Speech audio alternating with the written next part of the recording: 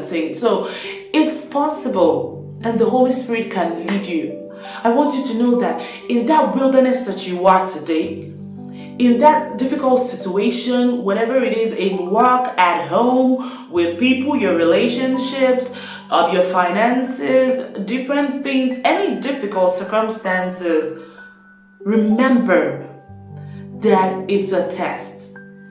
And you're supposed to prove your faithfulness to God. Come on, in Matthew 4, it said Jesus was led by the Spirit into the wilderness for temptation. The reason, so it's when you are in your wilderness, when you are in, like, that wilderness is supposed to be like a difficult place. Like for David, it was the cave of Adullam.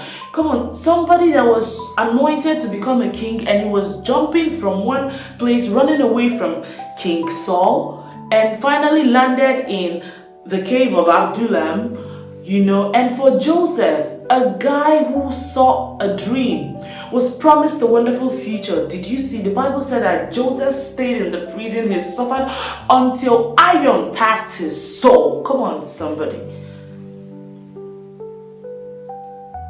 How can you explain that? But let's look at the results. Did they turn out right? Yeah, because they were tempted. Remember when David had the life of Saul in his hand, but he passed the test. Remember when Joseph was pursued by Potiphar's wife to sleep with him, but he passed the test. At the end of it, what's it? It's always glory. Even Jesus, passing his test, the temptation, it's unto glory. Remember, after the temptation, he started his ministry full. So the first thing the Lord is telling you and I today is that in that place, your place of wilderness is not a place to be complaining. I know I'm guilty sometimes, because I believe, like in what Paul says, as the Lord is speaking through me to you, he is also speaking to me.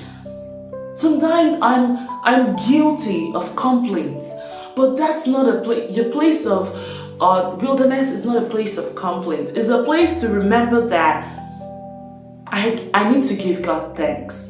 If not for anything, I need to go closer to God. Remember, Jesus went in there for 40 days and 40 nights, and he was fasting.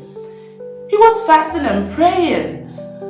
So it was a time for him to, it was a wilderness. I mean, someone else could have been in the wilderness and chosen to be jumping up and down or cursing God, things like that. Yeah. But we are followers of Jesus, and so we follow him because he's our role model. He fasted and he prayed.